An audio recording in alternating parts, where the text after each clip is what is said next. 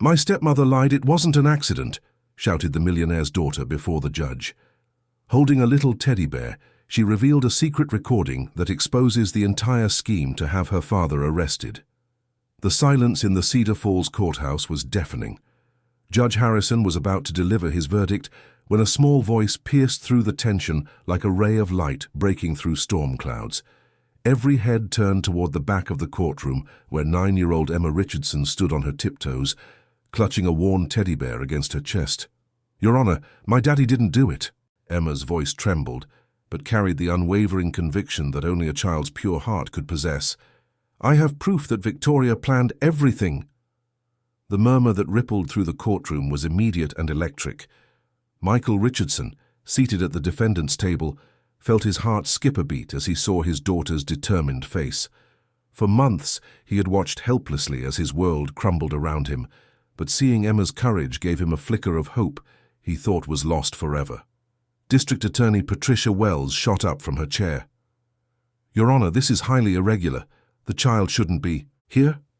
Judge Harrison raised his hand, his weathered face showing curiosity rather than annoyance. In his 30 years on the bench, he had learned to listen when someone spoke with such conviction. "What kind of proof do you have, young lady?" Emma's fingers tightened around her teddy bear, a gift from her Uncle Robert that had become her most treasured possession.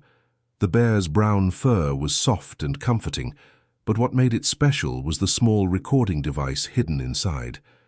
She had discovered its secret feature the day her uncle gave it to her, showing her the tiny button that could capture conversations. "It's in Mr. Button's," she whispered, then cleared her throat and spoke louder. "The recording is inside my bear. Victoria told her friend exactly how she was going to hurt Daddy's car." The courtroom erupted in whispers and shuffling. Victoria Sterling, seated in the front row with perfectly applied makeup and designer clothes that seemed too expensive for a widow of modest means, went pale. Her manicured hands gripped the wooden bench as she tried to maintain her composure. Detective James Carter, who had been observing from the back, stepped forward.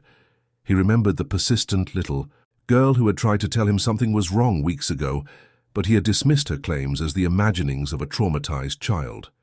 Now, looking at her unwavering stance, he felt a knot of regret in his stomach. 3 months earlier, Emma had been living in what appeared to be a perfect family. Their small house on Maple Street had been filled with laughter and warmth when it was just her and Daddy. But everything changed when Victoria Sterling entered their lives like a hurricane disguised as a gentle breeze. Victoria had met Michael at the Cedar Falls Community Center during a charity fundraiser. She was elegant, charming, and seemed genuinely interested in both Michael and his daughter.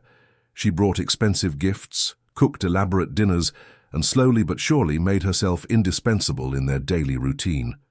But Emma's keen 9-year-old instincts picked up on things the adults missed. She noticed how Victoria's eyes never quite smiled when her mouth did. She observed how her stepmother's mood would shift when she thought no one was watching. Most troubling of all, Emma saw the way Victoria looked at their modest savings account statements and insurance paperwork when she thought the house was empty. The first real warning sign came during a neighborhood barbecue at the Hendersons' house next door. Emma was playing near the adults when she overheard Victoria talking to a man she didn't recognize. The stranger had cold eyes and kept looking around nervously as Victoria spoke in hushed tones about financial difficulties and timeline pressures. "The situation needs to be resolved soon," Victoria had said, her voice taking on a hard edge Emma had never heard before. "Everything depends on timing." That night, Emma tried to tell her father what she had heard, but Michael was exhausted. From working double shifts at the auto repair shop to keep up with Victoria's expensive tastes. He gently dismissed her concerns, attributing them to adjustment difficulties with their new family dynamic. "Victoria loves us, sweetheart," he had said, tucking her into bed. "Sometimes adults talk about grown-up problems that sound scary but aren't really dangerous." But Emma's unease only grew stronger. She began paying closer attention to Victoria's phone calls, hiding around corners and listening through doorways. The conversations she overheard painted a disturbing picture of someone living far beyond their means and growing increasingly desperate. One evening, while Victoria thought Emma was asleep, She made a call that chilled the little girl to the bone. Hidden in the hallway, Emma heard her stepmother's voice become calculating and cold. "The insurance policy is substantial enough," Victoria had whispered into the phone, "but it has to look completely accidental. No room for suspicion." Emma's heart pounded so hard she was sure everyone in the house could hear it. She crept back to her room and lay awake all night, staring at the ceiling and trying to understand what she had heard. The next morning she attempted to share her fears with her grandmother Dorothy during their weekly visit. Dorothy Richardson had raised Michael as a single mother and had always been protective of her family. But even she found it difficult to believe that the seemingly devoted woman who had brought such apparent happiness to Michael could harbor such dark intentions. "Honey, sometimes when we're adjusting to changes, our minds can play tricks on us," Dorothy had said gently, stroking Emma's hair. "Victoria has been nothing but kind to you and your father." But Emma knew what she had heard, and her young mind began to work on a solution.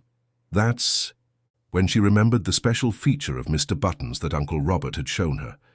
If the adults wouldn't believe her words, perhaps they would believe Victoria's own voice. The opportunity came sooner than Emma expected.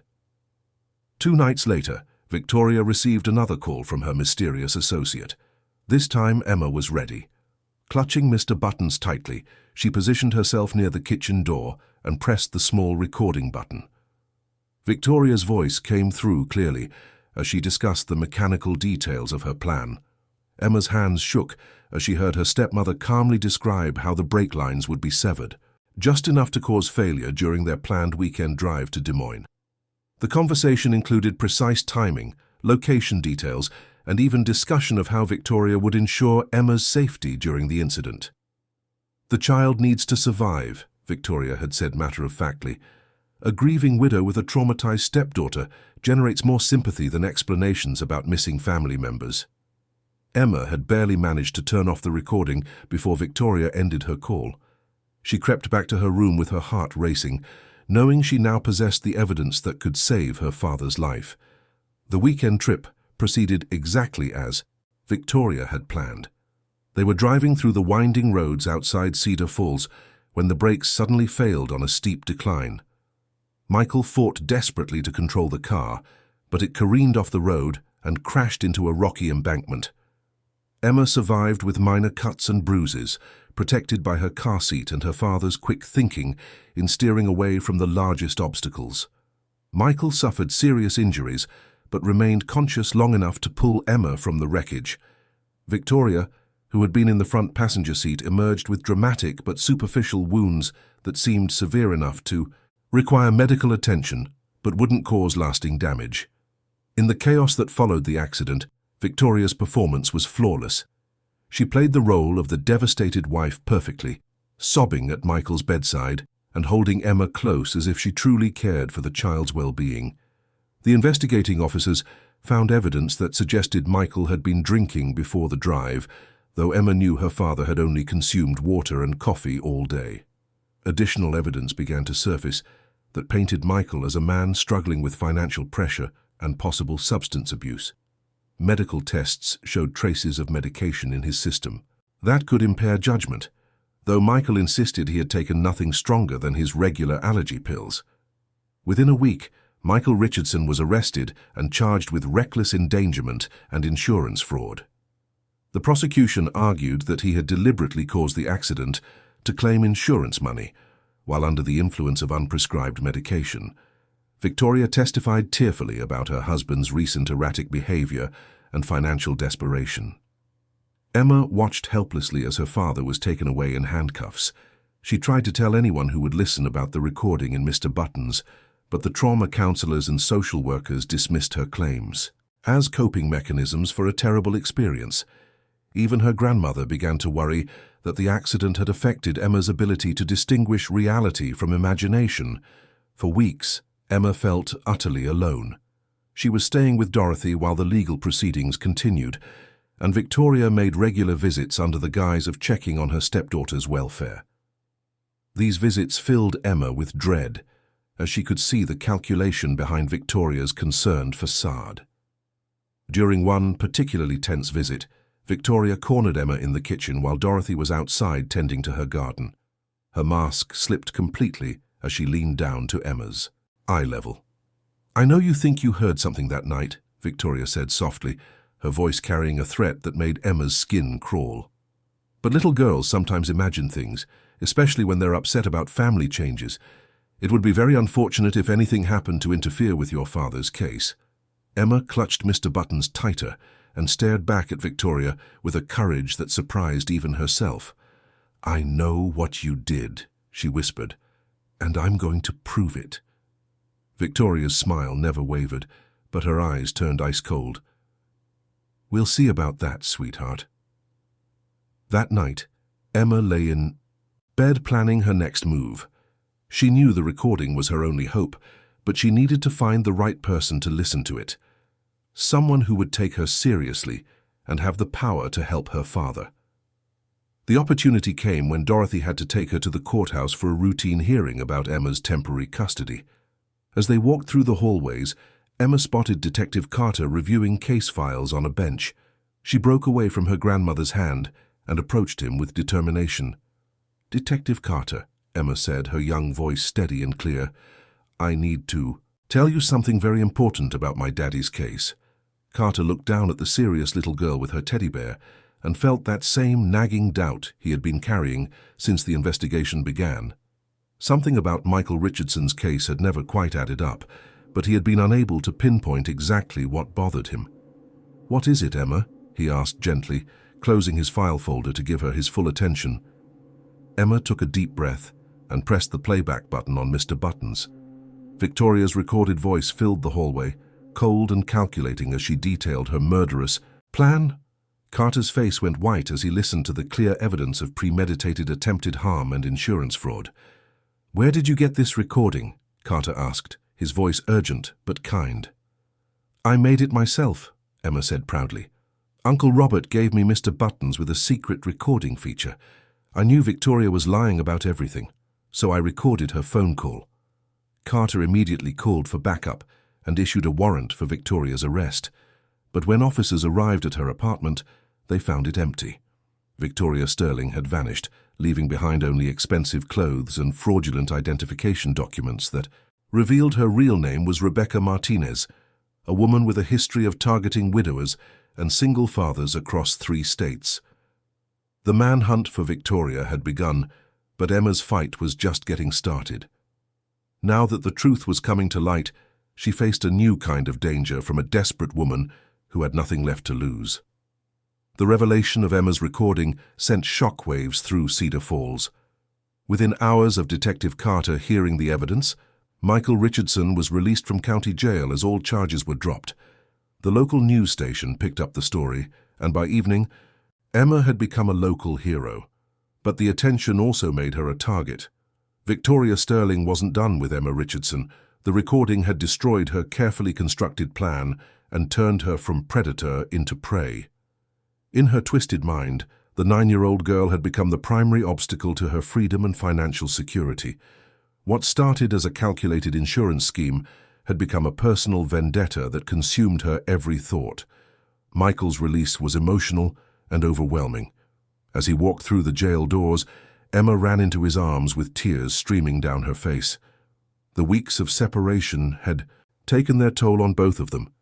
Michael had lost weight and looked older, but his eyes lit up with renewed hope when he held his daughter again.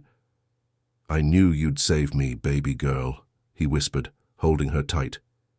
"I never stopped believing in you." The Richardson family thought their nightmare was over, but Victoria had other plans.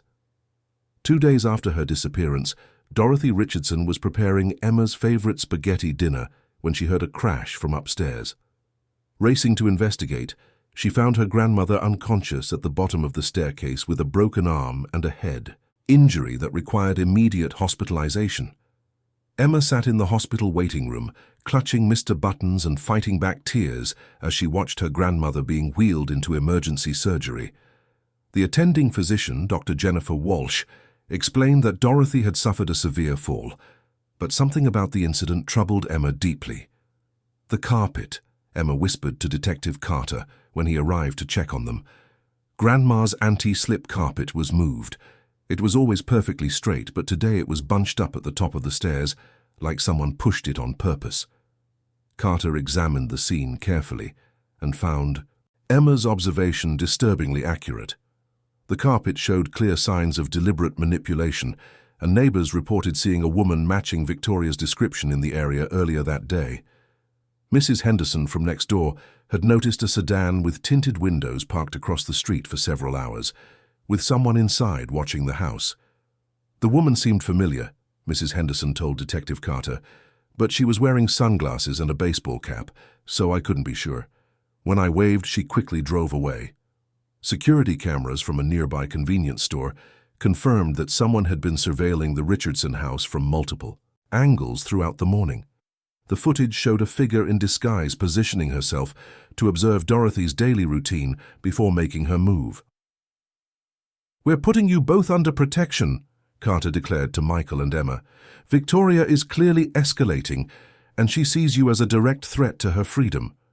Dorothy recovered from her injuries, but required several weeks of rehabilitation at Cedar Falls General Hospital. The doctors were amazed by her resilience, but the incident had shaken the entire family's sense of security. During Dorothy's absence, Emma stayed with her Uncle Robert and his wife Sarah, who lived across town, in Willowbrook, a neighborhood with better security systems and more attentive neighbors. Robert Matthews was Michael's younger brother, a local journalist for the Cedar Falls Gazette who had always been close to Emma. His wife Sarah was an elementary school teacher who understood children's perspectives and immediately believed Emma's account of Victoria's deception. Their house became a temporary sanctuary, but Emma couldn't shake the feeling that Victoria was always watching, waiting for the perfect moment to strike again. Uncle Robert installed additional security cameras and motion sensors around his property, while Sarah made sure Emma was never alone, even for short periods.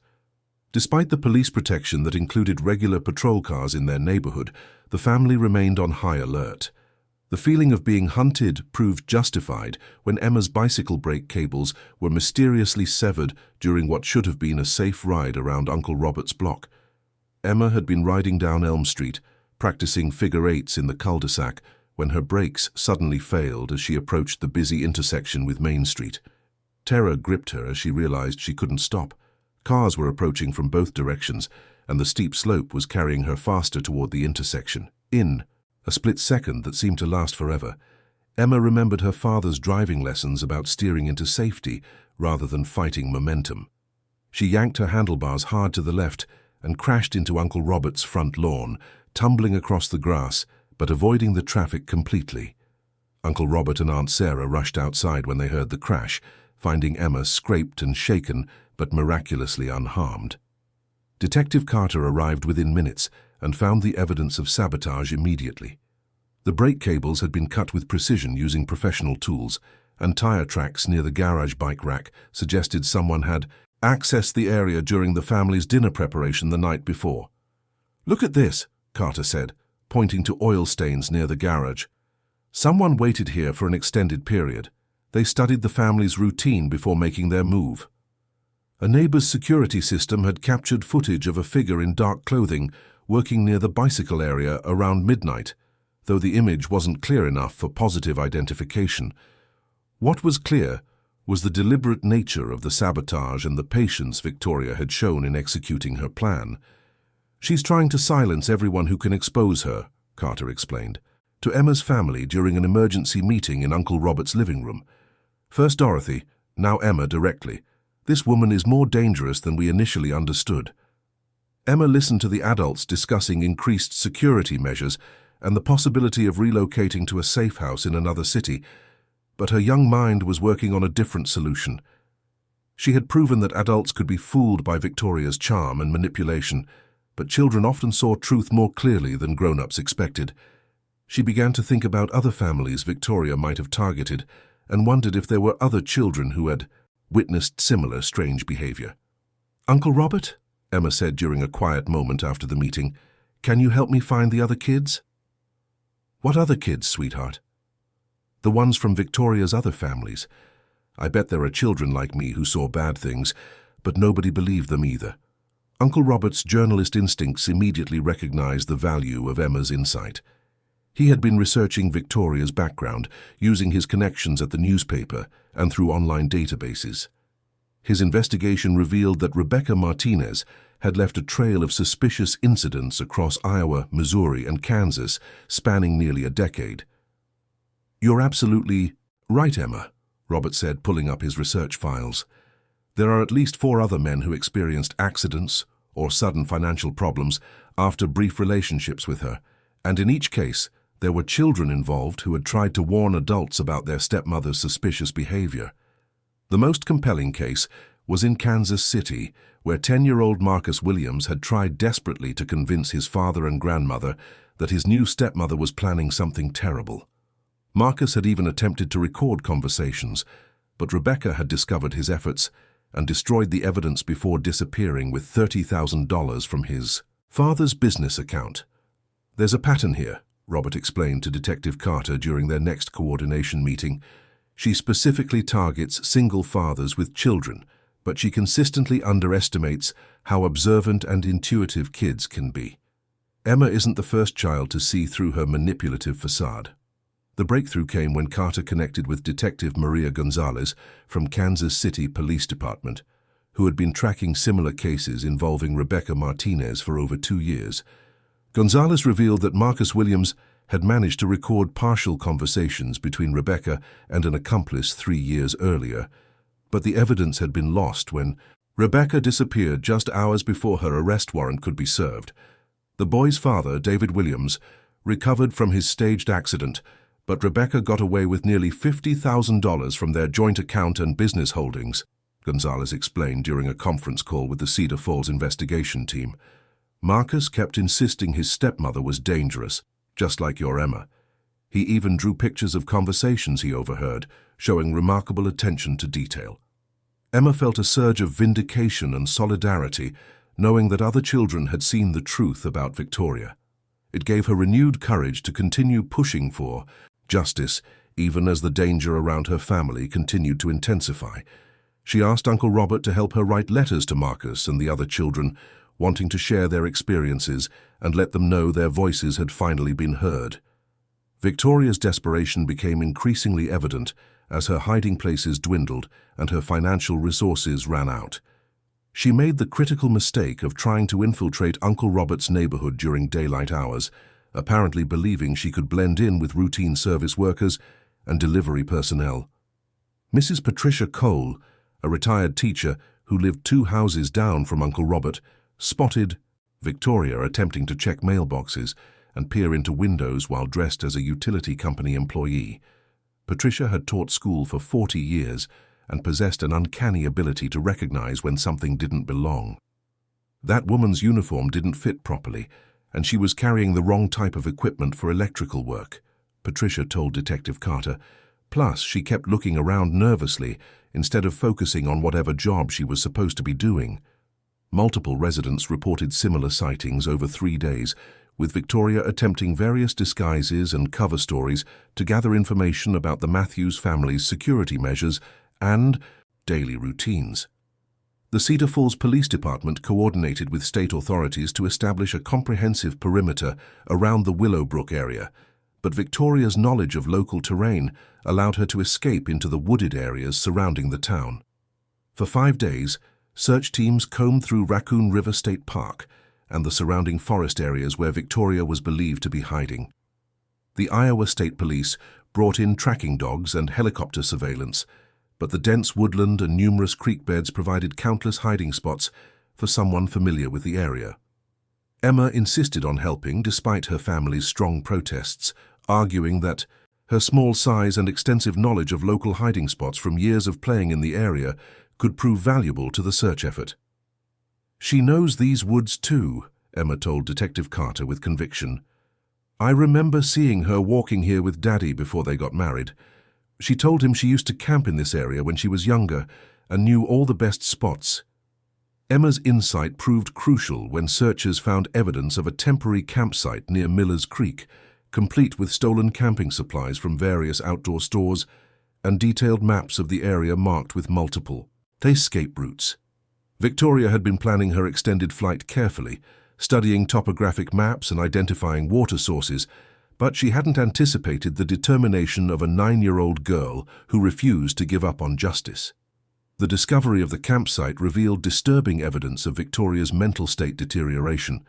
Searchers found pages of handwritten notes containing threats against Emma and her family, along with detailed plans for revenge that showed increasing desperation and irrationality. The final confrontation came when Victoria's rage and desperation finally overwhelmed her survival instincts. Unable to escape the tightening search perimeter and running out of food and clean water, she made one last desperate attempt to reach Emma and eliminate the witness who had destroyed her carefully constructed life. Victoria broke into Uncle Robert's house during the pre-dawn hours of a Tuesday morning, using lock-picking skills she had apparently developed during her criminal career. Her plan was simple but deadly: destroy the recording evidence, harm Emma, and escape in the chaos that would follow. Emma woke to the sound of breaking glass downstairs, and the soft creaking of floorboards that she recognized didn't match Uncle Robert's heavier footsteps. Instead of hiding under her bed, as fear urged her to do, she grabbed Mr. Buttons and quietly activated the emergency alert system Uncle Robert had installed in her room. Then she crept to the top of the stairs and began recording again, instinctively knowing that Victoria's words might provide additional evidence for her eventual capture and prosecution. Victoria's voice carried clearly up the staircase as she searched the lower floor with increasing frustration. "That little brat destroyed everything," she muttered angrily. "All my work, all my planning, years of careful preparation ruined by a child with a stupid toy. But I'll fix this. I'll make them all pay for interfering with my life." Uncle Robert and Aunt Sarah had heard the intrusion and were already calling police while carefully positioning themselves to keep Victoria distracted and away from the stairs. Emma's recording captured Victoria's detailed confession to multiple insurance fraud schemes across several states and her explicit threats against the family, providing prosecutors with even more damaging evidence. Police surrounded the house within minutes, their response time improved by the early alert system and pre-positioned units in the neighborhood. But Victoria attempted to flee through the backyard toward Miller's Creek, apparently hoping to reach her abandoned campsite and disappear into the forest once more. Her extensive knowledge of the area worked against her when panic and exhaustion caused her to become disoriented in the pre-dawn darkness. She ran directly into the waiting arms of Detective Carter and his team, who had anticipated her likely escape route and positioned themselves accordingly. "Rebecca Martinez, you're under arrest for attempted insurance fraud, conspiracy to commit assault, burglary, stalking, and endangering the welfare of multiple children across 3 states, Carter announced, as handcuffs clicked firmly into place. Victoria's carefully maintained facade finally fell away completely as she was led to the patrol car. Gone was any pretense of charm or victimhood.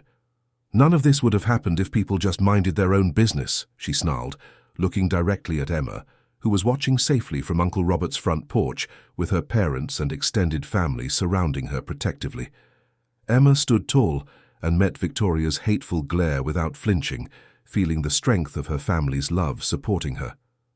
"Good always wins over bad," she said clearly, her young voice carrying the wisdom of her difficult experience. "My daddy taught me that, and you proved it's true." The legal proceedings moved swiftly once Victoria was in custody and the full extent of her criminal history became known. The evidence Emma had gathered with Mr. Buttons, combined with testimony from victims in multiple states and the cooperation of children like Marcus Williams, resulted in a comprehensive plea bargain that would keep Victoria in prison for 15 to 20 years. More importantly for Emma, her father was not only completely exonerated, but publicly praised by law enforcement and local officials for the courage he had shown in protecting his daughter during the staged accident, even while seriously injured himself. Michael Richardson's first stop after all legal matters were officially resolved was Uncle Robert's house, where Emma was waiting on the front porch with Mr. Buttons in her arms and a smile that could have lit up the entire neighborhood.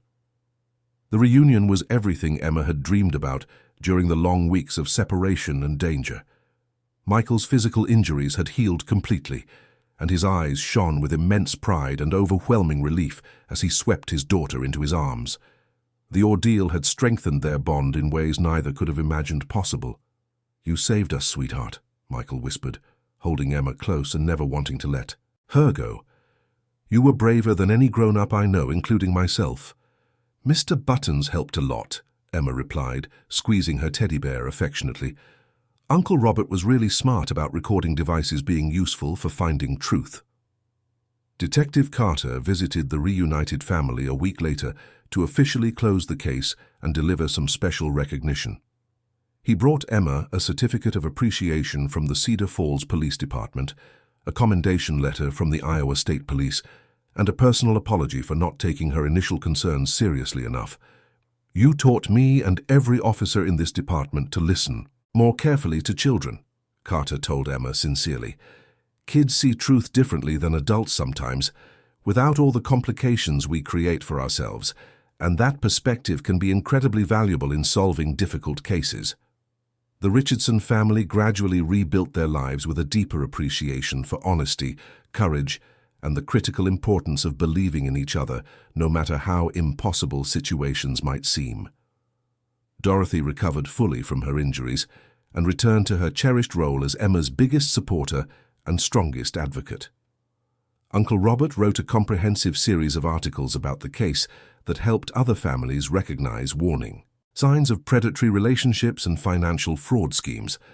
The articles were picked up by newspapers across the Midwest and helped lead to the identification of additional victims who had been afraid to come forward previously.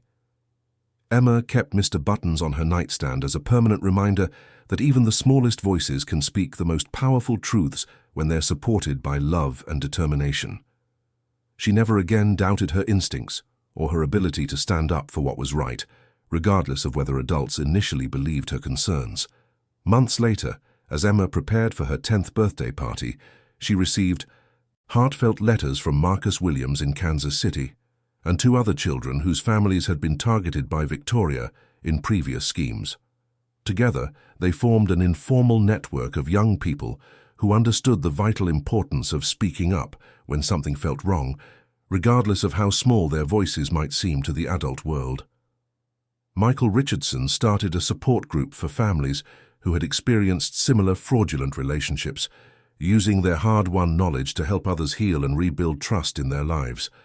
Emma often spoke to new group members about the importance of listening to children and believing their observations, even when adult perspectives might initially dismiss their concerns as imagination or trauma responses.